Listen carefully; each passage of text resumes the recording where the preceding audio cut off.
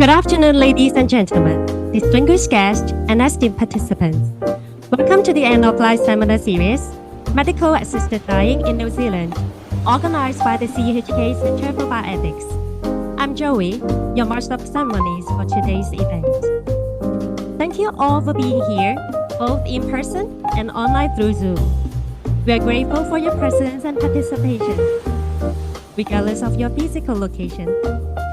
We are honored to have such esteemed experts joining us today. To begin, we have the pleasure of welcoming Dr. Ann Lau, our Center Co-Director and Assistant Dean for Clinical Science Education of CUHK Medicine, to give us a welcoming remarks. Dr. Lau, please. Okay, so thank you very much, Joey. Welcome to this event of the CUHK Center for Bioethics. And on behalf of the center, I would like to extend my warm welcome to every one of you who joined physically and also those who joined online. Thank you very much for joining us. So it is actually my privilege to introduce our speaker today, Professor Josephine Johnston, who will share with us the topic on medical assisted dying with the experience in New Zealand. Professor Johnston is a highly respected expert in the field of bioethics with focus on the ethical, legal, and policy implications of various aspects of human reproduction, psychiatry, genetics, and neuroscience. She is actually holding a different position, and including a senior research scholar at the Hastings Center, and also she's currently associate professor at the University of Otago's Bioethics Centre in New Zealand. Professor Johnston's extensive knowledge and expertise have been widely recognized, and her research delves into various complex ethical matters, including chimeric research, prenatal genetic tests, gene editing technologies, and genetic sequencing in newborns.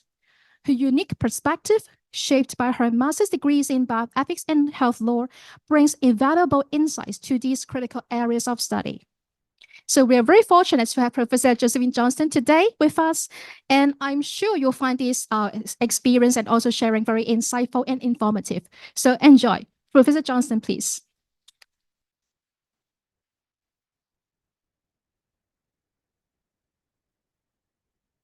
Thank you very much. I should have asked, should I sit or stand for the Zoom? Is it better? Okay, I might. Is it okay to sit? Yeah, all right, I'll sit. That way I can use all the things. So thank you so much. And thank you to the CUHK Bioethics Centre for hosting me. It's really just very special to be able to be in residence here and to get to experience Hong Kong, and also have very, meaningful and helpful conversations with the various members of the centre, which I found really exciting over the last week that I've been here. So I'm a little bit nervous and happy to talk about this topic. I know that it's a sensitive issue, but most of bioethics is full of sensitive issues. So I feel like this is one of them. Okay, so many of you will probably know that New Zealand changed its law recently to support the provision of assisted dying to terminally ill people. And this is, of course, why I'm going to talk about this topic today. So I lived in the United States for 20 years, from 2000 until 2020. And then I returned to New Zealand just 3 years ago.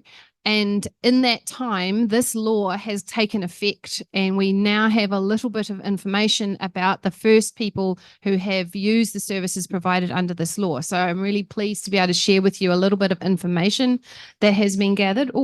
And to also share some reflections on what it is like actually to teach some of this now to medical students, which is part of my position at Otago. It's an international question, but of course I'm going to really share reflections from the experience in New Zealand so far, which is a very specific place. So the first thing I'm just going to do is talk a little bit about the background leading up to the new law, and then an overview of the legislation that we have, and then I'm going to focus on 3 issues. There are all kinds of issues, and you may have questions for me in the Q&A about other issues, but I'm going to focus on 3 aspects that I think are quite interesting and are new, worth thinking about, and then a little bit of the emerging data that we have about the impact of the law. So just some background to the law. Like many countries in New Zealand, there has been a discussion over time about the possibility of assisted suicide or euthanasia or assisted dying or medical aid in dying, all the different terminology. And that's been going on really for the last 30 years at least. But there are several key moments leading up to the current law that are worth calling out. So one is in 1999, this woman, Leslie Martin, published this book. She self-published it, and it's a book about her own experience with her mother as her mother was dying. And in that book, so she was a registered nurse or is a registered nurse, and her mother died of cancer in 1999.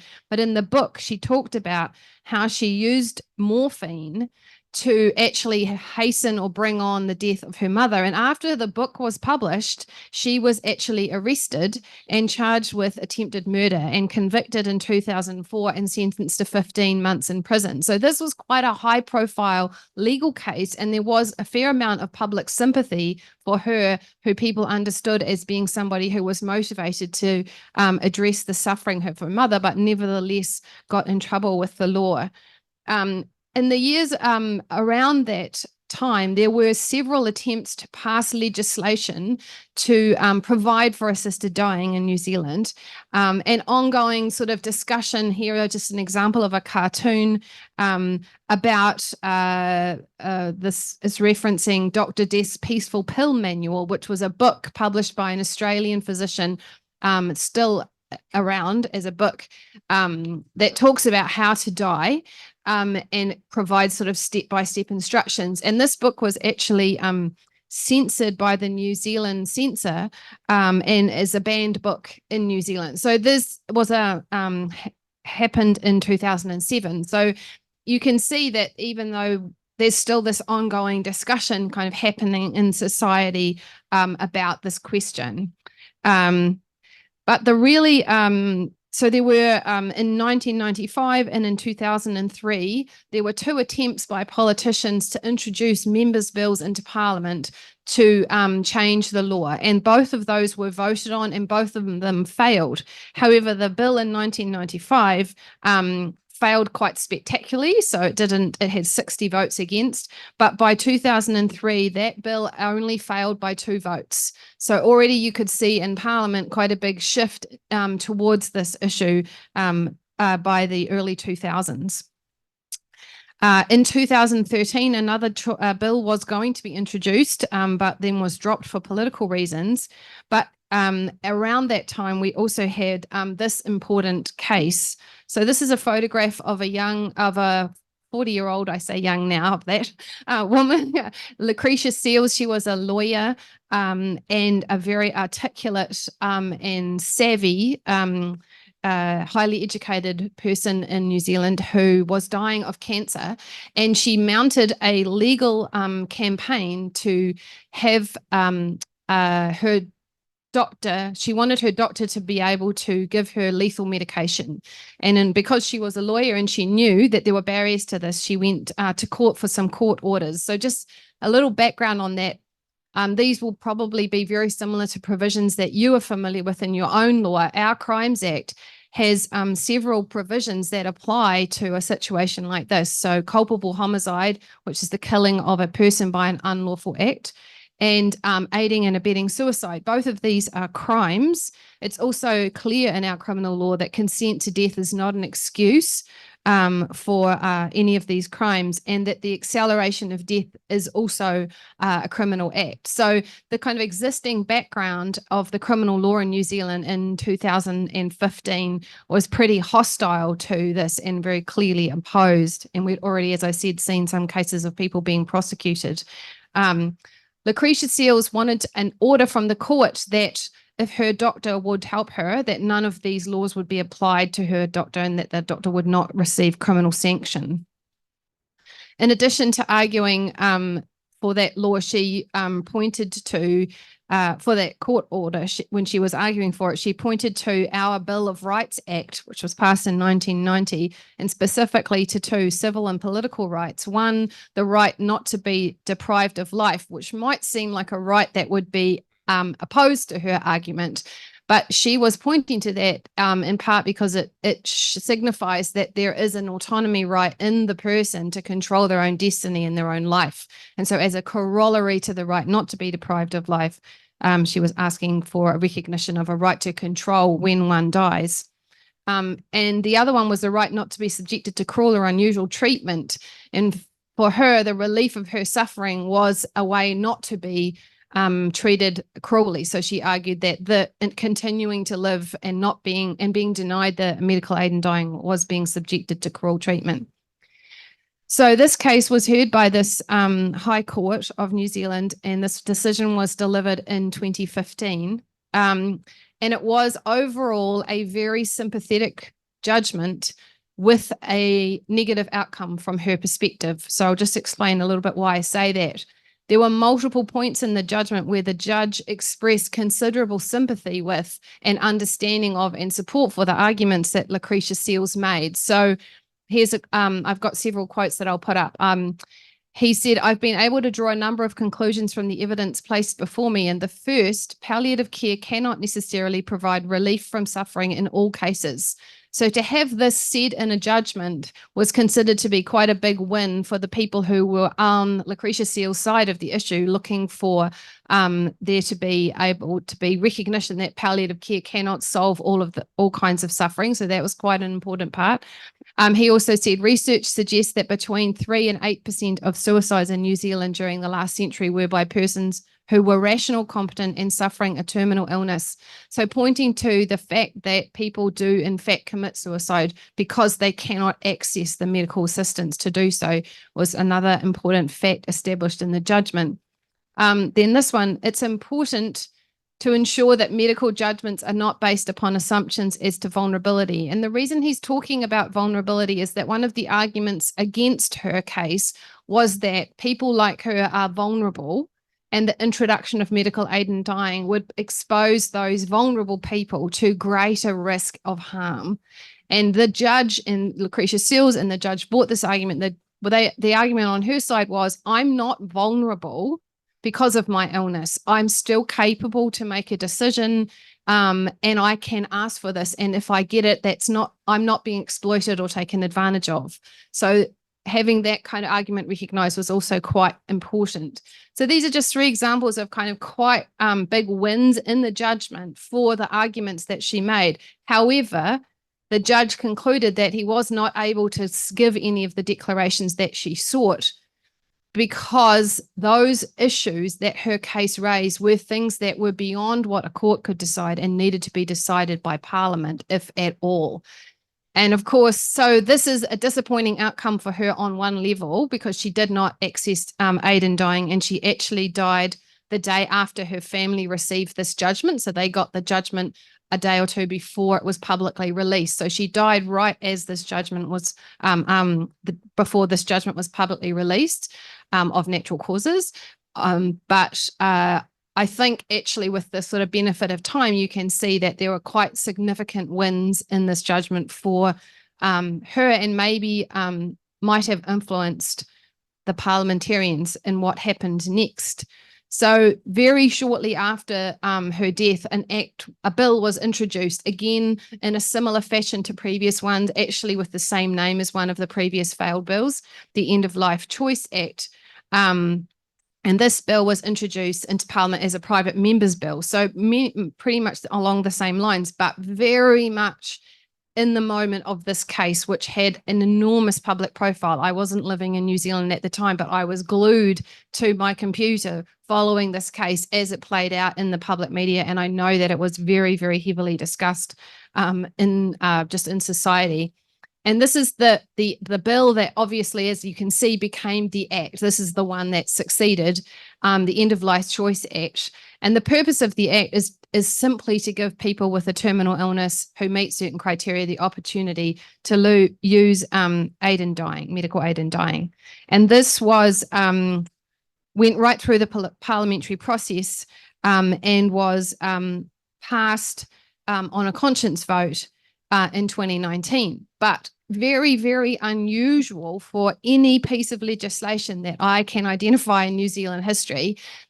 It was passed on the condition that it be put to the public in a national referendum, because there were still many, many people who were deeply opposed to a medical aid in dying, and it was understood and publicly discussed in Parliament as being a very contentious social issue.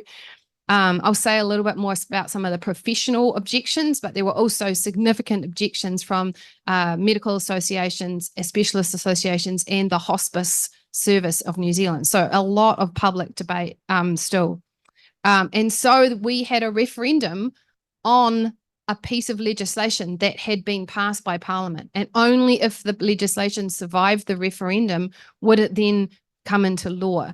So this was one of 2 ballot initiatives on the 2020 general election, which of course, as you will remember, a lot was happening in 2020. One of the things that was happening in New Zealand was a general election.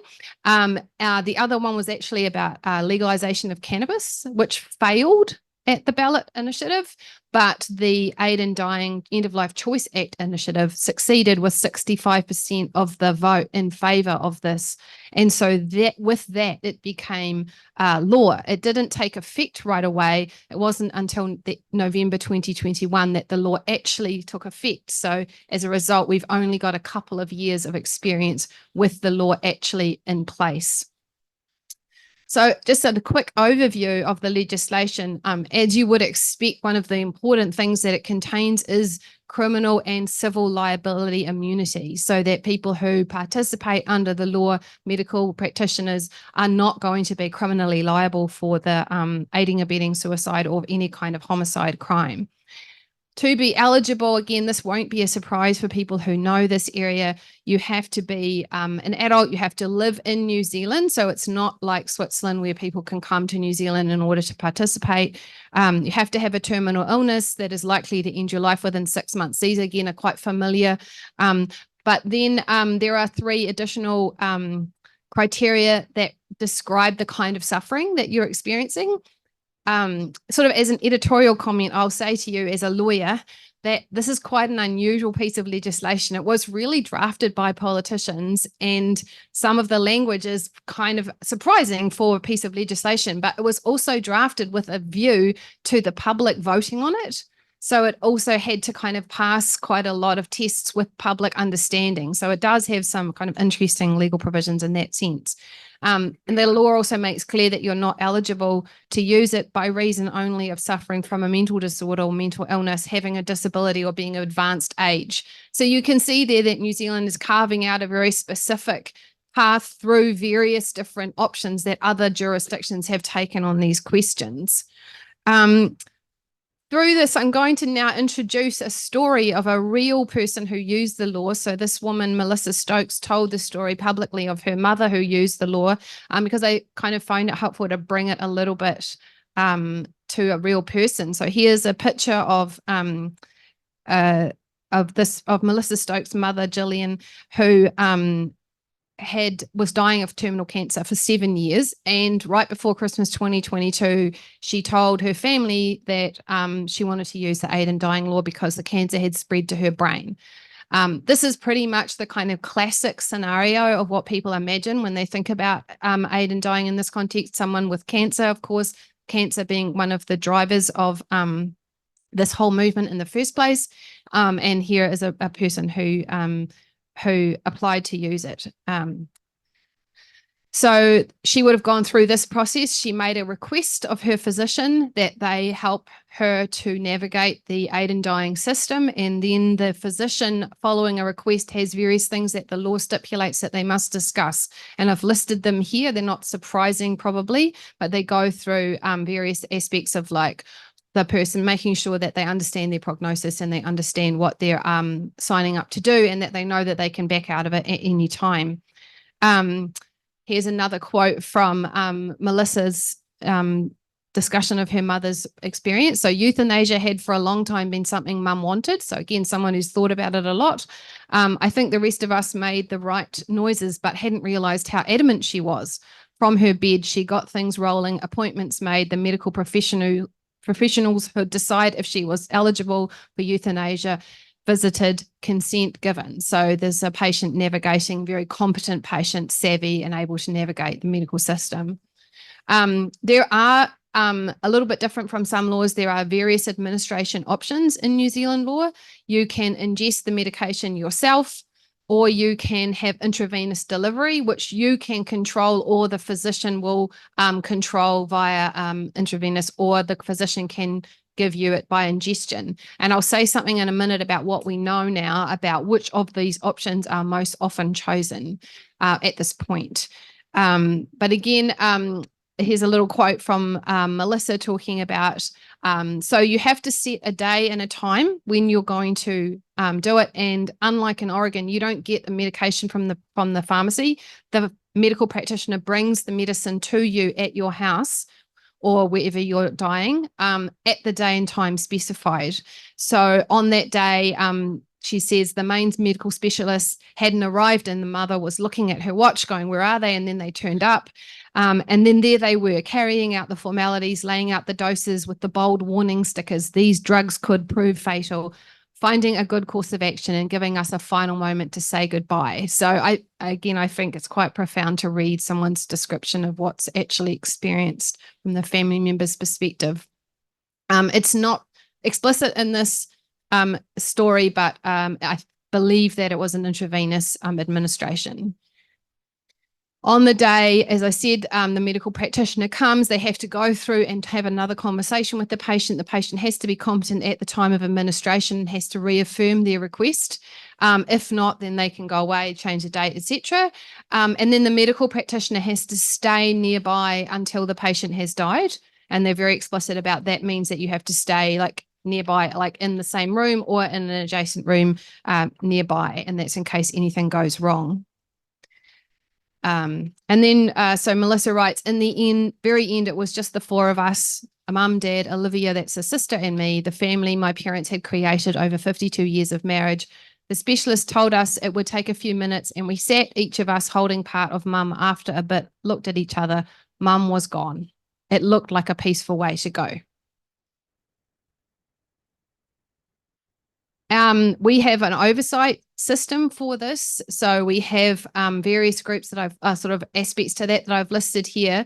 The first one is that there's a consultation group called SENS, Support and Consultation for End of Life in New Zealand, and they maintain a list of medical practitioners, psychiatrists and pharmacists who they know have self-nominated as being willing to participate in medical aid in dying, and they also establish standards of care. And I'll say in a minute about why it's so important that they have this list.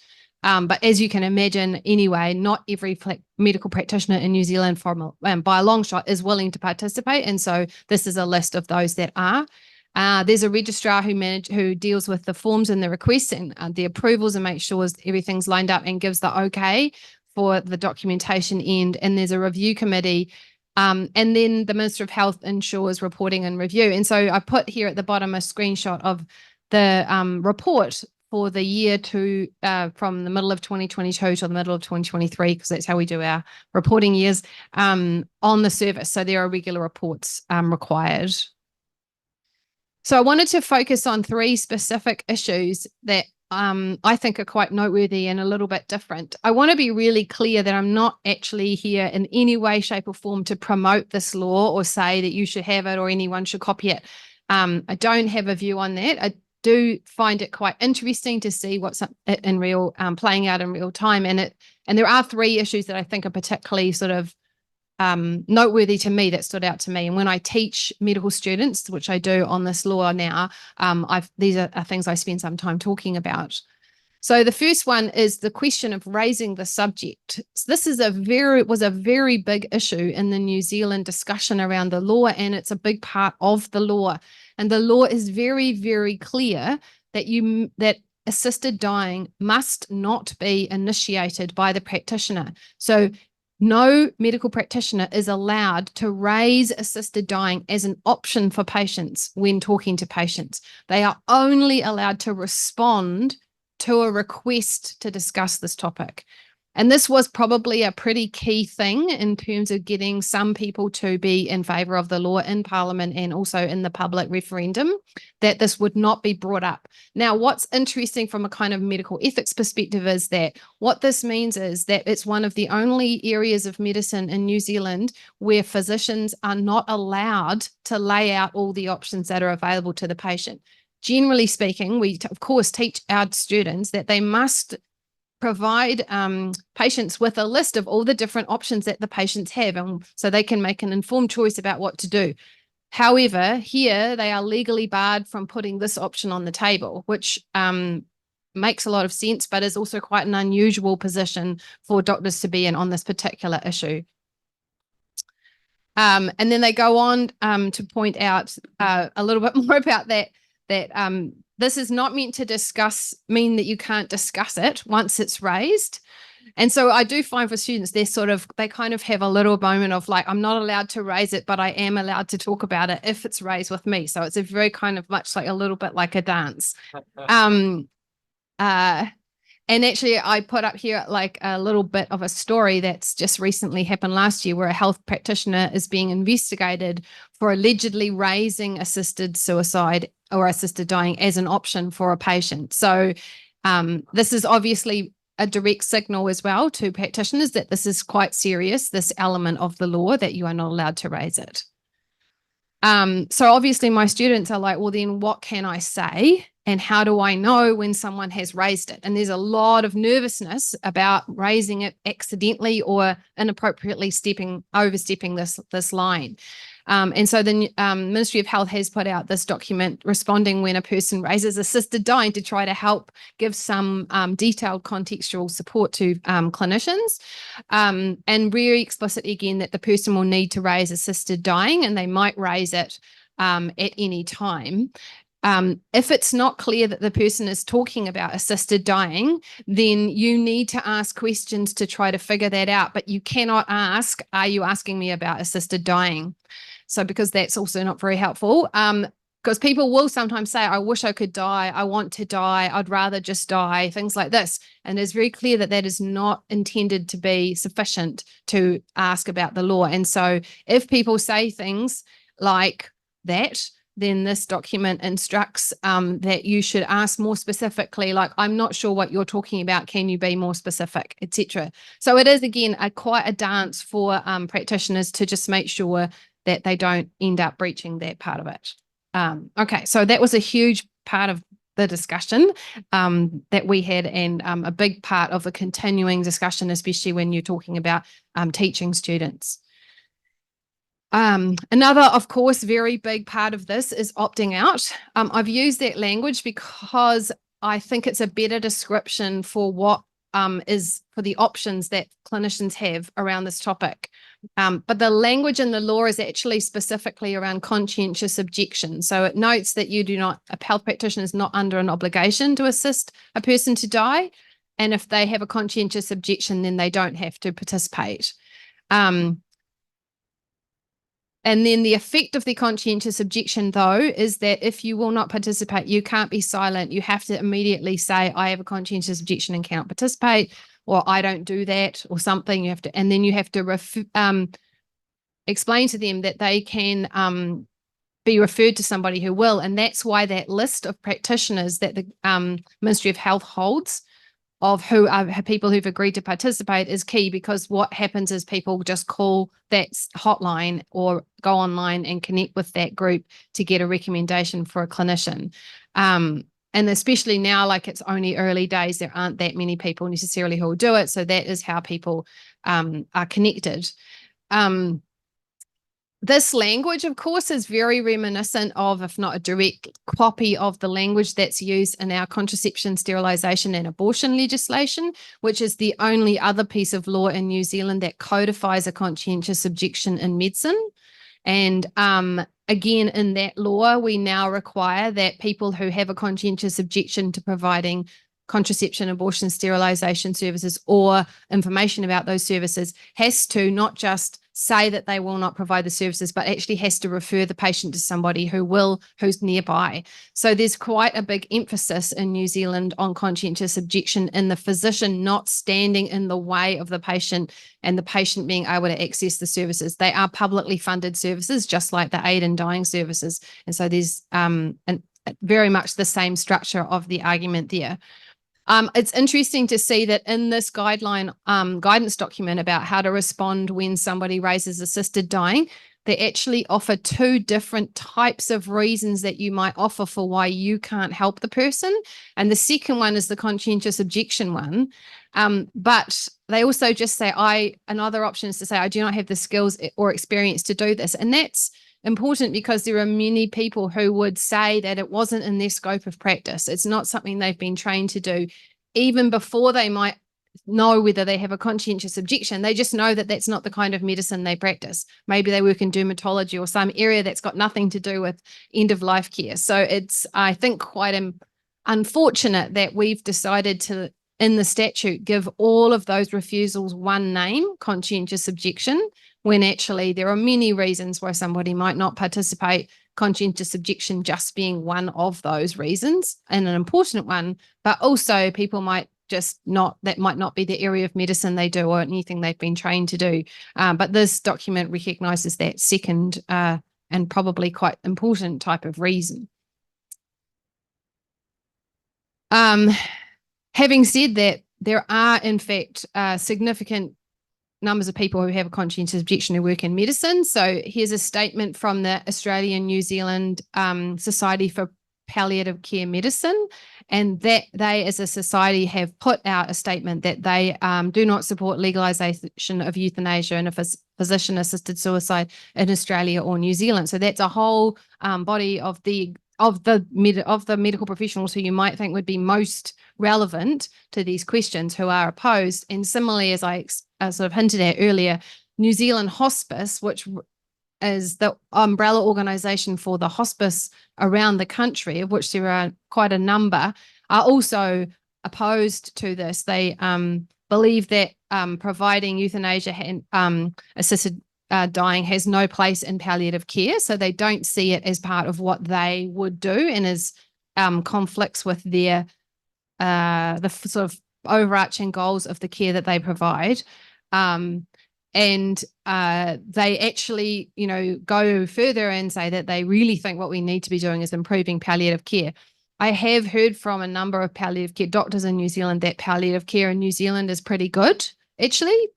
But this is the area that the hospice movement would prefer. So as a result of this, people who do use the law to die will not be dying in hospice, because hospice will not be providing the services or supporting the provision of the services. And I will give you some data on where people are dying, and it's primarily at home. The third issue I wanted to talk to you about is talking with family. So Section 11 of the law has this funny name called request made. Again, I wouldn't draft it to like that, but anyway, a person who wishes to exercise the option. So once someone makes the request, this is the bit where it lays out what the medical practitioner has to do. And I just wanted to draw your attention, which was on the previous slide, but I really want to pull it out here, which is that the medical practitioner must encourage the person to discuss their decision with others, such as family, friends, and counsellors. Now, this actually was a fairly contentious element of the law when it was discussed, because there were multiple different groups in New Zealand who thought that family must be involved and were very uncomfortable with the possibility that a patient could go through this whole process and keep the entire thing secret from their family. Our underlying law is very, very difficult to impose an obligation for people to discuss things with their family on our privacy law, etc. Now, there are all kinds of things that could be said about that. And we ended up with this, that we require the medical practitioner to encourage the person to talk to their family. I kind of also wanted to talk this because it's certainly not just, there's a stereotype that Asian culture are, concerned with family, but absolutely, like, this was a big topic in New Zealand, was their role of family. And actually the Parliamentary Select Committee, the Justice Committee that looked at the bill and got public submissions on this bill has quite a lot to say about the involvement of family, including some kind of philosophical things. So I've put some quotes here. Many submitters were concerned that the bill is based on Western philosophy of valuing individual autonomy, and that it was dismissive or ignorant of other cultures and their values. So, New Zealand's actually quite a multicultural country, and there was a big concern that it's just not consistent with how many, many people think. And then there were quite specific concerns raised about the Maori values in particular. So New Zealand has an Indigenous population. They have a treaty that was signed with the British Crown in the mid-1800s that's legally significant. It's a constitutional document. And so there were a lot of submissions that were saying essentially this law is completely inconsistent with treaty obligations because it doesn't provide recognize a pathway through this that is consistent with customary law and customary practice and the worldview of Maori. And so here are some of the critiques that were registered with the Justice Committee along these lines. But of course, there were also people who argued in favour of the provision that you don't have to talk to your family about it. And so that's how we end up with a situation where it's must be encouraged, but it cannot be required. And again, in this responding when a person raises assisted dying, there is some suggestions, practical suggestions for clinicians on how to explore with people the role of their family and how to reach out and involve their family, and including sort of acknowledging that it might be really difficult for people to talk to their family and that you can provide support and stuff. So there's quite a bit of thought and effort going into sort of bridging this issue around the involvement of family. I'll just share a little bit of emerging data that we have. So I'll go speed up here a little bit from this report. Here is a little bit of information about people who have made applications in the calendar, in the reporting year that the report covers, so mid-2020 to 2023. No, 2021 to 2022. So there were 800 applications. So that's people applying to be assessed. And there's a breakdown here of like their demographic information. You'll note that there's a process in here. Oh no, that's on the next slide actually. So you can see it's not a surprising description, especially around diagnosis. Cancer is the main primary diagnosis of patients, but there are people with neurological conditions, and you'll remember that there's an intravenous delivery option and a physician administration option, and that was targeted at people with neurological conditions who might not be able to swallow a pill. Okay. Here's some information on the decisions. So some people have been found ineligible. So it's not like everybody who applies is approved. The first column, AMP, that's the primary medical physician practitioner that they engage with. And the second one is the independent medical practitioner, because they do have to go and get two different medical practitioners to sign off on their case. And there's even a little bit you can see of difference of opinion between the two physicians about whether or not somebody even has a terminal illness. So each of these questions is getting some attention. And of course, just like in other jurisdictions, there are people who withdraw from the service, who die before they use it, who for whatever reason lose competence and therefore cannot use it. So not everybody who applies is approved, and not everybody who is approved actually goes on to use the service. But the headline issue, I suppose, is that in the year 2022 to 2023, just over 300 people died using this service. And so that's, we don't know if that's a stable data number for us, but it is kind of the service is up and running now at this point, and this is where we sit in that year. I said I'd share where they died, and you'll see that predominantly they die in their private residence or property. So people die at home or at someone's home. not in other facilities. So this is not a hospital service. And then there's quite an interesting part of the report here that it even just talks about some of the experiences that families create around the moment of the person dying in terms of having music and people around. So I think it's quite an interesting piece of data coming out of the report. Just to put some of this in context for you, we have about just over 5 million people living in New Zealand, so smaller than Hong Kong. And we had about 38,000 deaths in the not quite the same reporting year, but more or less. And so it's less than 1% of our deaths in that year were from assisted dying. I looked at Oregon, which has, a very long history of this at this point comparatively, and they have similar rates of use of the law. So they have 200 and something deaths, and I'm sorry, 40,000 deaths, but about 200, so less than 1% of those were using their law. They have 4.2 million people. Canada, though, very different numbers, much, much higher proportion of deaths are coming out of there.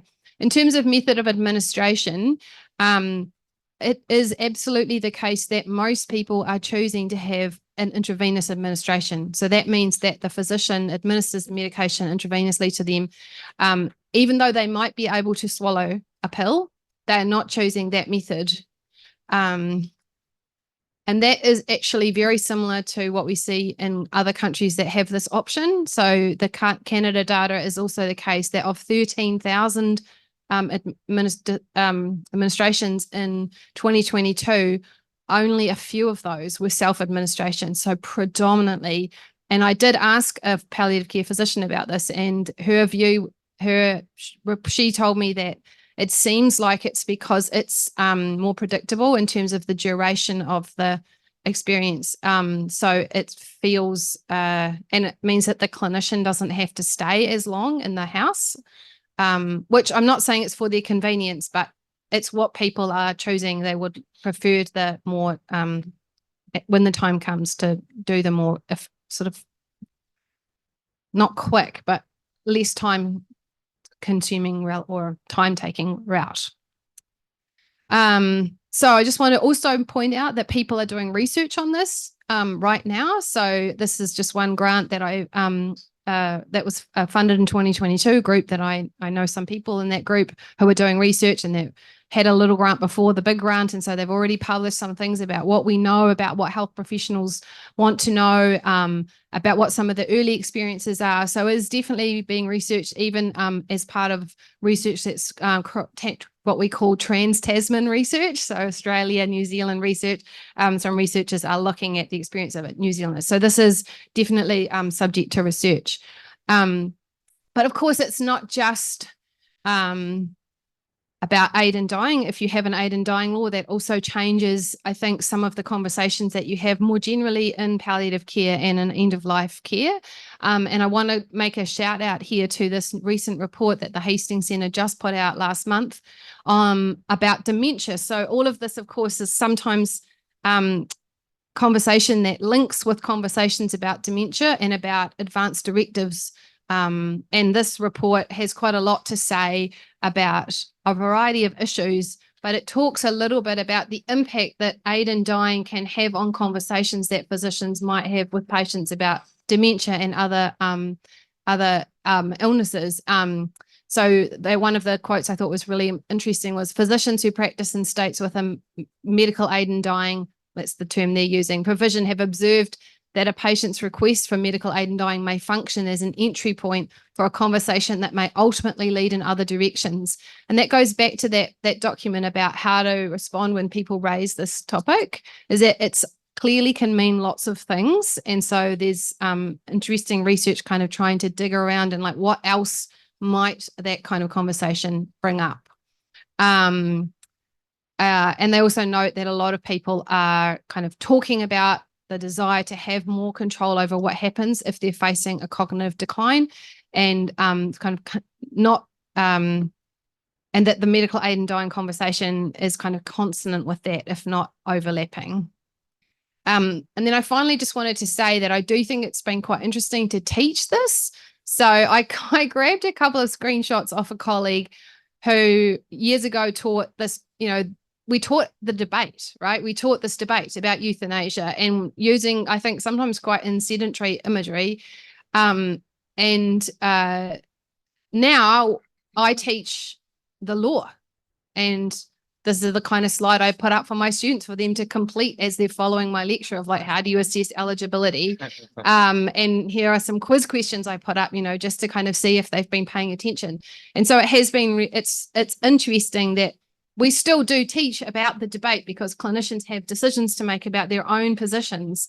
But we also have to also now teach about how to actually use this law, which I think is a kind of an interesting experience for someone in my field. So I've also shared some selected resources here. Everything I mentioned is available online. And I really be interested in your questions and response. So thank you. Thank you, Professor Johnston, for your inspiring sharing. Now we'll move into a discussion and Q&A session. May I invite Professor Johnston to join us in the middle? And now moderating this session will be Professor Roger Chong, our Center Co-Director, and Associate Professor, JC School of Public Health and Primary Care of our CHK Medicine. Professor Chong, please take a seat. During this session, we encourage active participation from in-person and online audience. If you're joining us online, you're welcome to use the chat feature on Zoom to ask questions and share your thoughts. Now, let's pass the time to Professor Chong and Professor Johnston. Okay, well, thank you very much for the very insightful. I think this is, we have a lot of things to learn from New Zealand, and I see that actually on Zoom we have a lot of audience on Zoom today. So and someone has already raised a question, so maybe we'll start from there instead of me asking the question. Although I do have a lot of questions to ask, but let's see what question is there. Wow, lots of questions actually. So someone's asking whether or not patients in New Zealand can use this if they're a late stage Alzheimer's patient. No, it's very unlikely that somebody would receive a diagnosis of cognitive decline or Alzheimer's or dementia of any kind and be 6 months within their death and still be competent. So the likelihood of somebody with Alzheimer's being eligible for law is very, very, very, very low, if not nil. And it really is, you have to be competent at the end when you actually take the medicine. So basically no. Although obviously that is, once you have a law like this, then people start asking that question about whether it should be expanded. I don't think there's a lot of appetite right now to expand it, even though there is a politician who would like to do that. But I don't feel that in the country, but I could be wrong, but I would be very surprised if it was expanded at this point. Would that be considered some kind of a slippery slope by people? Yeah, someone said to me when I said I was going to talk about this topic, they were like, the slippery slope is real. So, I mean, I think on one sense it's not slippery because each time you have to pass a law, you have to change the law. That doesn't feel slippery. That feels like very, there's a lot of opportunity to be very considered and just have a lot of debate and look at research and etc. So it shouldn't be that just sort of starts happening. But I do think that it does bring up these questions about what the boundaries are. And that's also because other countries are also changing theirs, and everyone has different descriptions of what they'll do. And there are places that will, like Canada obviously being kind of the big example at the moment of like where the law is expanding. And by expanding, I just mean that people who would not be eligible in New Zealand might be eligible in other countries because of the nature of their illness or the nature of their suffering. So I don't know if I just think it's like our job as bioethicists is also to make sure that people think about every step that they take and that we don't slip into something. That seems like the most lazy, sloppy thing that could happen. And we are here in this field that we work in order to be at least, one of many, hopefully, making sure that everything is deliberate and considered. And so, yeah, so someone else has also asked about psychiatric and psychological assessment referred. Yeah, they are referred, they are assessed psychologically. I don't know if they're referred to psychiatric services, but yeah. So here's another question that's interesting. The right to euthanasia has been extended to children in Belgium and to people between 12 to 15 with parents' consent. Is that ruled out right away in New Zealand? Well, it's not, it isn't by the criteria. We have to be 18. Right. I'm sure that there is a more sophisticated answer that I should be able to give to this, because we do have quite interesting law around capacity of children. And actually at 16, most children, or our legislation says that at 16, children are able to make medical decisions unless they're clearly not competent. Mhm. So the majority, virtually all 16-year-olds in New Zealand will be able to legally make their own choices, but the law is 18. How do they make that arbitrary distinction? Yeah, it is arbitrary distinction. I don't know if there was any discussion of having it be younger. And yeah, we could go back to the demographic information of people who apply, because they're not young people anyway. But yeah, you could imagine a case being made that this is discrimination based on age against children. I haven't seen that yet. But So what is the age of the drinking age in New Zealand, Yeah, and, the and drinking driving age age? Oh, they're all over the place. What aren't were they allowed to do So at 16 at- and 18? Yeah, at 16, people are driving, or can be if they go through the process of getting licensed, which takes a while. And I believe, and I think that's the age of majority for sexual intercourse as well. And 18 is when people are allowed to buy alcohol. And also 18 is when you vote. But right now there's actually a push to try to lower the voting age. Okay. So all these questions, I mean, it's another seminar, right, about young people and their decision making, because we actually also have the Gillett competence rule in New Zealand law, which means that many people under 16 can decide medically for a variety of things usually. So not just reproductive health services, but also vaccinations for COVID were given to 12, 13, 14, 15-year-olds without parental involvement. So the age of medical majority can actually be, can actually be lower in case by case basis, decision by decision. But my 12-year-old went and got her COVID vaccine.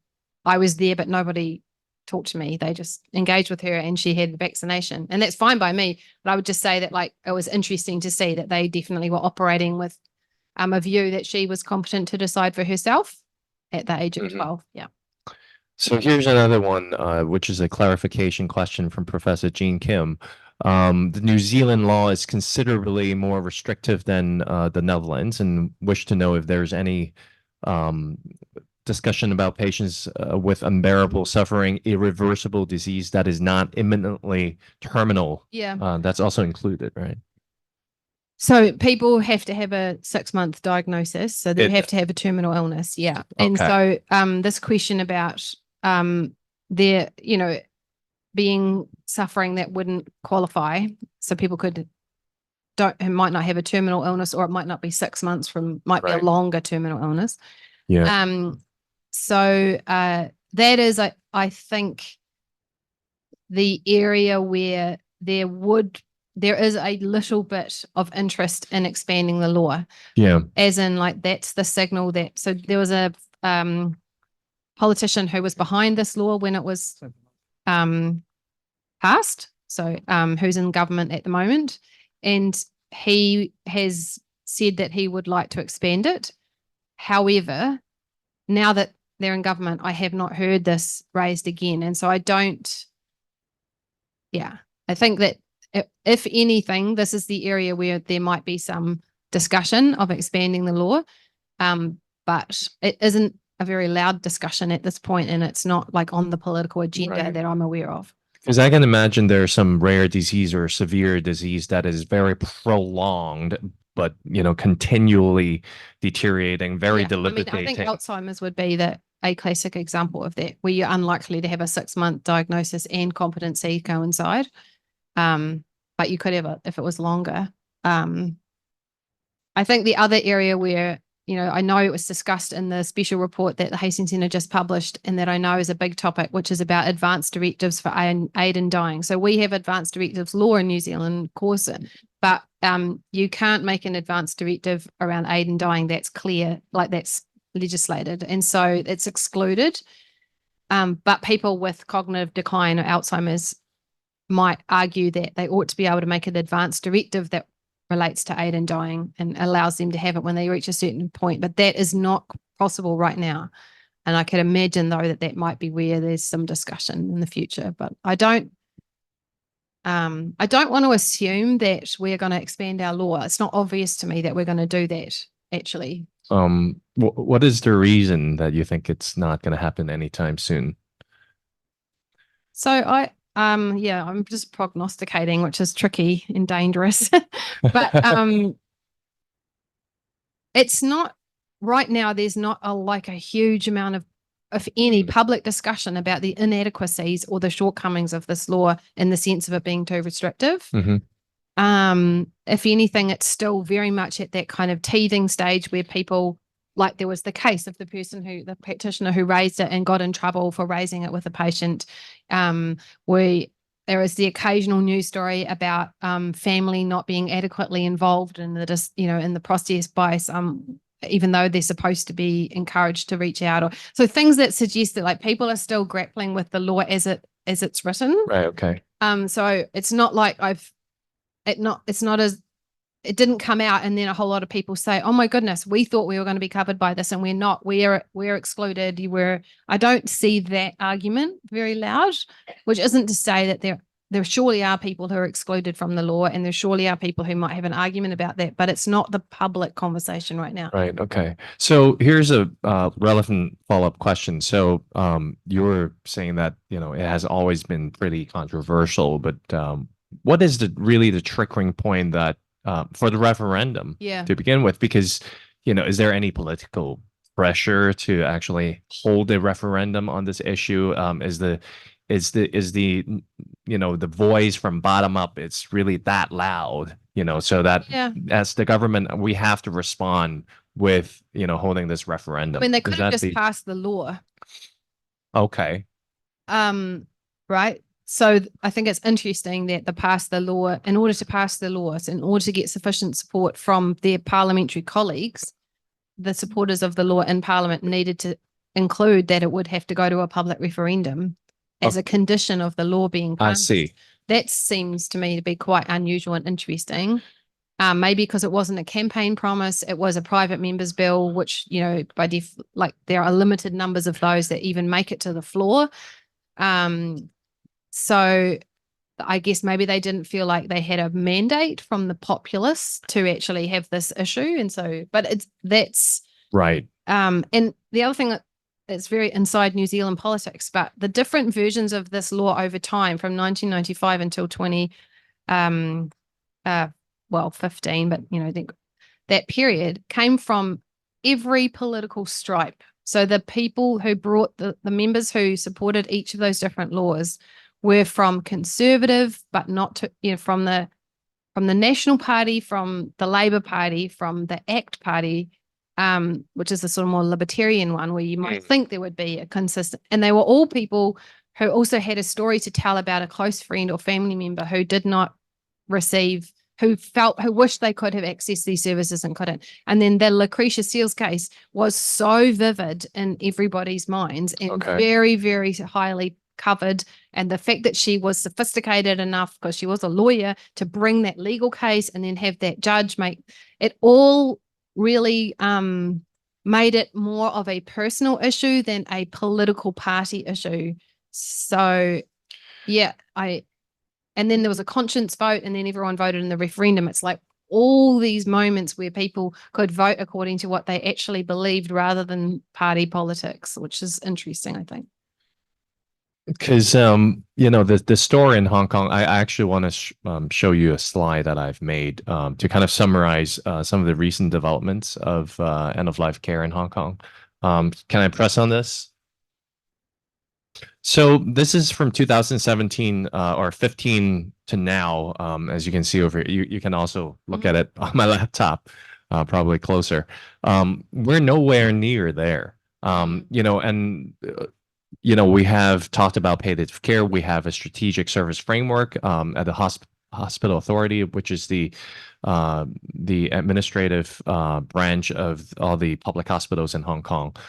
We have a public consultation on enduring powers of attorney, advance directive, DNA CPR, and recently, just last year, we have started this readings of the legislation on advance directive in Hong Kong, life-sustaining treatments. But we're nowhere near where New Zealand are. That might not be a bad thing. I don't want to, I'm not here to sell you. Oh, yeah, this law. sure. But I understand that. yeah, maybe you need quite a, I don't know if it's a prerequisite technically, but it might be socially to have quite a lot of other things so that something like Aiden dying is not the only part. I guess my question, let me phrase this question like this. So you're talking about some sensational news, right? Sensational cases on the news. We also have some of those. But, you know, it's the government would say, well, this is very controversial, right? So we're not going to really discuss about legislation on this issue. But what is the difference in New Zealand what is the real driving force to really, okay, let's really discuss this. That's a very hard question because I don't know if I know enough about Hong Kong. I'm sure I don't. There is a little libertarian element. So New Zealand has a kind of a, like a social welfare sort of history, actually, of a lot of, so I wouldn't say it's like a libertarian country like the United States is. There's quite a strong social network and social welfare web and net or whatever. So there's a lot of that history, but there is also probably quite a bit of sympathy for the sort of live and let live, you know, people choose different things kind of idea. Certainly that we got there with women voting, we got there with early, I think we're the first country in the world to do that, and even around, perhaps this has connections to the law reform that happened around homosexuality in you know, decades prior to that. You could trace a kind of, probably tell a story about that kind of being a culture of people being allowed to make their own choices about various things. And this might be kind of pretty consistent with that. The politician who championed this particular piece of legislation is identified with libertarian politics. But like I said, you know, there were these other politicians before him who were not, and still actually brought these kinds of bills to the floor. So I don't know. I think that when the first bill came in 1995 and it was defeated so resoundingly on the floor, that must have felt like this is never going to happen. And then when this legislation came like a decade later nearly, and got almost passed, then people must have thought this is just a matter of time. I don't know. I think there was probably some sort of change in sentiment, but the fact that so many medical professionals were vocally opposed to the law, it certainly gives me pause. So as a non-clinician and a lawyer, you know, and trained in bioethics and living in the United States and brewing bioethics there, I had a lot of sympathy with the autonomy arguments, and also about the idea that not all kinds of suffering can be relieved by medication, and you know, that there are people frightened of that. I have a lot of sympathy with my personally with this, but it gave me a lot of pause that basically every doctor I knew was opposed, and that a lot of prominent, important, considered physicians in New Zealand had good reasons why they were opposed to the law. And they're, I think, really often very, very concerned that people will not seek out and get the palliative care they need because they will think they ought to go down this path instead. That that gave me a lot of pause, and I do think that that's part of why the referendum was kind of what we ended up doing Right. in order to give every single voter a chance to vote on their conscience on it. I really did not think it would pass, actually. But I called that one completely wrong. I got them wrong. I thought that we would pass the cannabis one and not pass the aid and dying, but we did the opposite. So don't come to me for political prognostication. Yeah, there's several questions from the floor too. Hello, may I say something from the clinician point of view? I'm not a Please. palliative care physician, but intensive care physician. And so, will you see the change of law from some years ago to right now have the bill? Is more efficacy for the autonomy from the public, but at the same time, the one have close contact with the individual general public will be the clinician. But at the same time, you can see the strong objection from the palliative care physician because they should be the group of person, the group of professionals really have close contact with those really need such service, but they oppose. At the same time, such efficacy should be from the people who advocate autonomy to make the decision for themselves when they have the terminal illness. It's a bit contrasting view. And from the data, you can see around 20% of them bypass the palliative care service, but go for the assisted death, which is a bit strange because one of the criteria is unbearable suffering, Yeah. but you have not even been cared by the palliative care physician, but you can go through this criteria, which is a bit strange. And after I will have the feeling that whether such result from the referendum is really truly reflecting the population's view, particularly when we are seeing this problem, should not be just from the individual view. Because what we are talking about is policy, is law. It should be from the society perspective rather than individual perspective. Yeah, although I do think probably some people voted for it who did not think they would ever do it, but didn't see why they should stand between someone else who might want it. So it's that classic thing of like, I don't think I want it, but I don't see why I should decide if you can have it. And so I think that might have been the philosophy of some people who voted in favor of the option, not that they want everyone to do it or they think everyone should do it or that they would ever do it, but just that they think it should be an option that other people can have if they want it and they don't want to be the barrier. In terms of the clinicians, I do not know enough about who's on that list, that SENS list, but I do know that from talking to people and more closely involved that there are people who knew, clinicians in New Zealand who knew they wanted to be part of this when the law was passed and who registered themselves with the group quickly and intend to make this part of their practice. They believe in the law, they believe in the issue.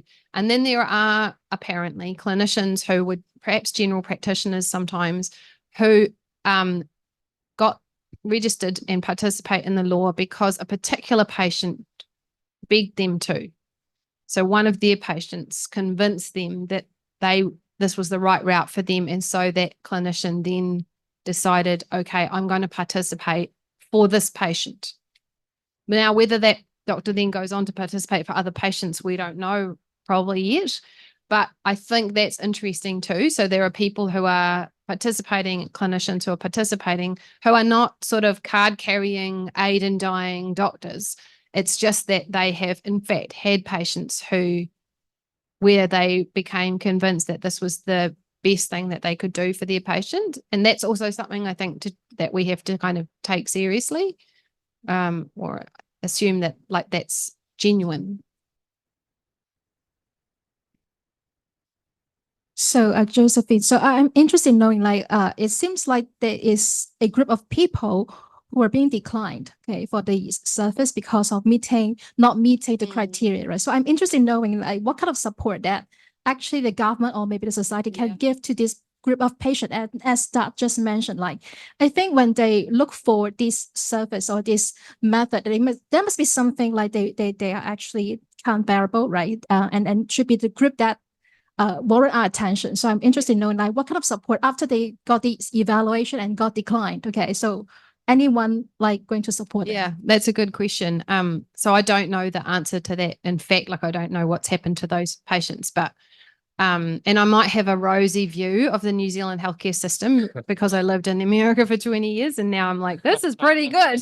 But I do think there's a pretty high chance that people are going to be able to access good care, whether or not they go through that service. But that would be, a good research question about people who are declined. What happens to those people? Do they come back and reapply? Do they? Yeah, I just don't know. It's a great question though. Dr. Yes. Do we have information on the percentage of doctors, not palliative doctors, general overall, who are against the legalization of euthanasia and suicide, and any study on why they are against it? Yeah. Again, I don't know that data well enough. I don't believe there's any new research now that the law is in place, but I know that some of my colleagues did do focus groups with doctors before the law was passed to try to understand their objections. And like I said, I believe a lot of it was this concern that people would not get the care, that not explore what care options were there because this option was on the table. They would forego or not even know about or not investigate or not seek the palliative care that medicine can offer. So, and then I think I've seen some data that perhaps was a little bit more just like, this is not what we do. We save lives, we don't take lives. So some things that I think are familiar from the sort of more general literature on this topic over years, but that people felt just role inconsistency is just the wrong ethos for this profession, etc. And but I can look for a little bit more. I'd be curious to know whether people who were opposed before the law has been passed still feel the same way. I don't know the answer to that. Related to it, what's the percentage of doctors who are actually enlisted? Oh, it's tiny. It's very tiny. Yeah, like it's not a public list. Okay. But like there's not like a public list of people who will do, but I understand, I get the feeling from talking to people who know more than I do at the clinical end that it's maybe, I would guess it's more like dozens, some dozen, maybe 30 or something like that. I don't think it's not hundreds and hundreds of doctors at this point, I'm pretty sure, but I don't know that. I shouldn't, someone might be listening who's actually in New Zealand and knows that. But I don't think it's huge. Right. And they have to receive special training when they sign up. Some of that, when I said there were teething problems, I think there were a little bit of teething problems around that question actually. Like, what do you need to know to be able to do this? Is just medical degree enough? And there is some training available, but that might be an area where there would be there's already been a little bit of work done to try to just figure out what the kind of training requirements are beyond just knowing, getting a medical degree, because I think maybe I share an intuition with you perhaps from that, like, it's not enough to just go to medical school to start doing this, but there's not actually anything in the law beyond saying that you have to be a registered medical practitioner to be one of the doctors. So you have to have two doctors, but to be the primary doctor involved. And so theoretically that would mean any kind of doctor. But I think that the service is working hard to actually have some training and kind of community around the people who are doing it, so Yeah. that they have kind of sharing their experiences and stuff. Are the medical practitioner who are responsible for doing the assessments, the criteria for passing the euthanasia test, are they the same people who administer the injection? So there's a primary Okay. doctor, and that person, so it's called the AMP, appointed medical practitioner, or a associated medical practitioner. That's just the main doctor that Okay. you know, or that you get to know.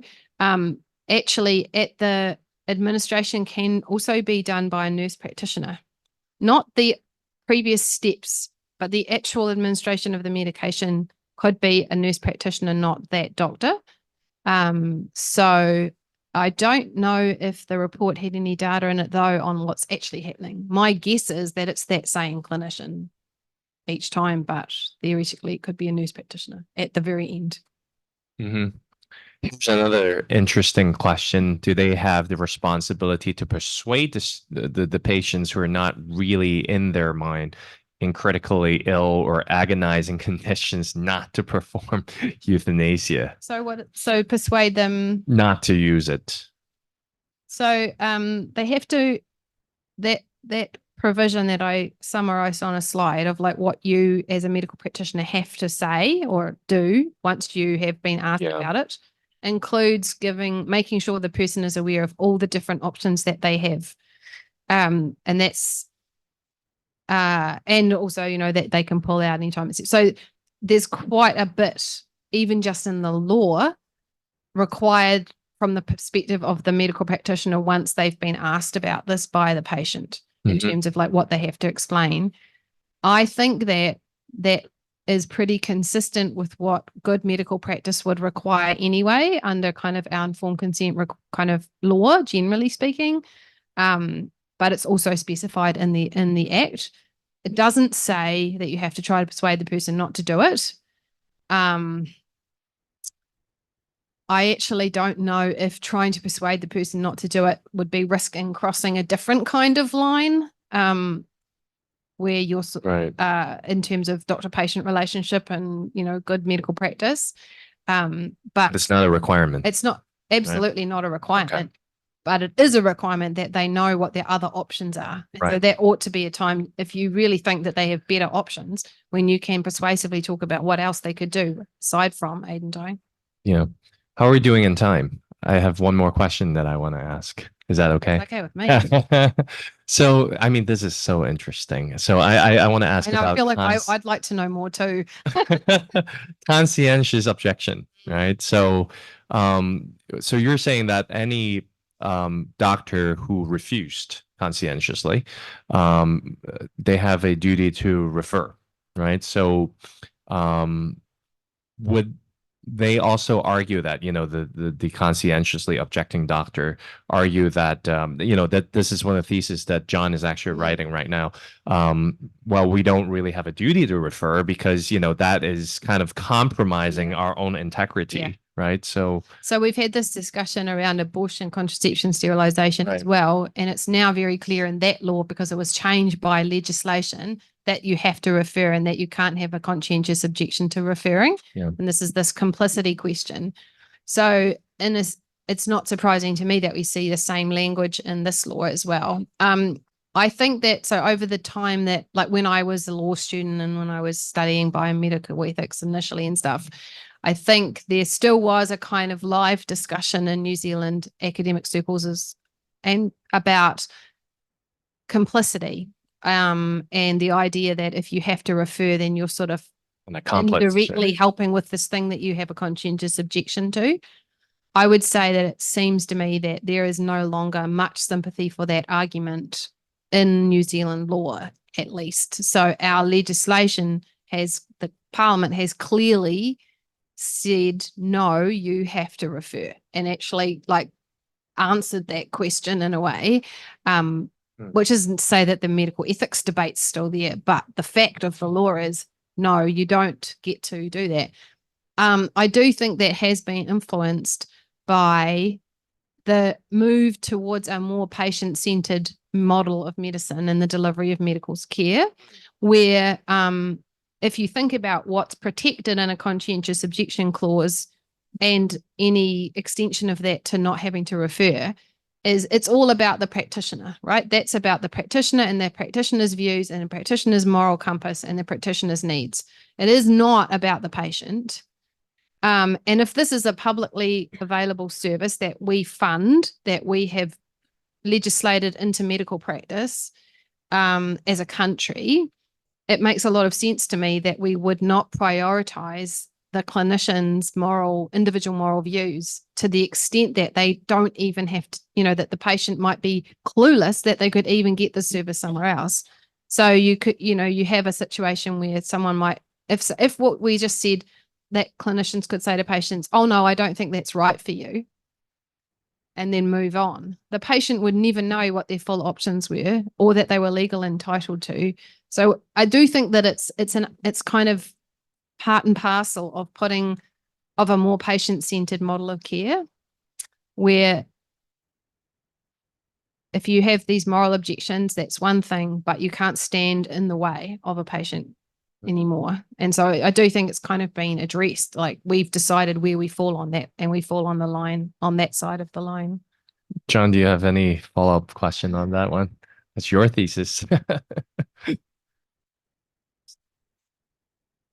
I think sometimes the duty of referral is insufficient, especially in some emergency situation, Yeah. or some physician monopoly the provision of the resources. Even some physician who exercise consensual objection in the emergency conditions, and even they're willing to refer the patient to other place. But in some emergency conditions, when the patient they fell into the comatose, they don't have the opportunity to get the medical service.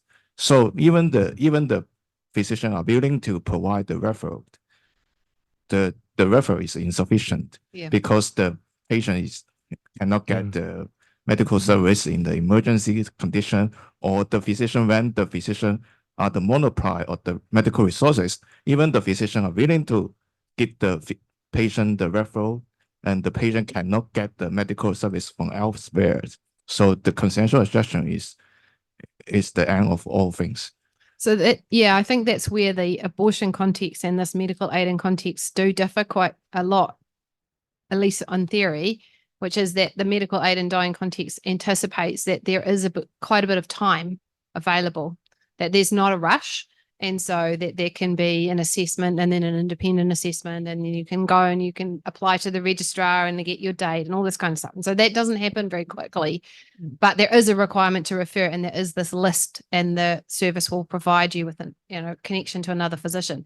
In New Zealand law, in the abortion context, contraception, abortion, sterilisation context, actually our law specifies now that clinicians have an obligation to provide emergency care, and their conscientious objection is not a sufficient reason to fail to provide emergency care. And I'm sure it's because, like you're suggesting, there are situations in reproductive medicine where referring someone to another medical practitioner amounts to not being allowed to access the service because they don't have time for that referral. So in like an ectopic pregnancy situation, actually our law would require you to provide care even if you have a conscientious objection. So that's another way of kind of dealing with that.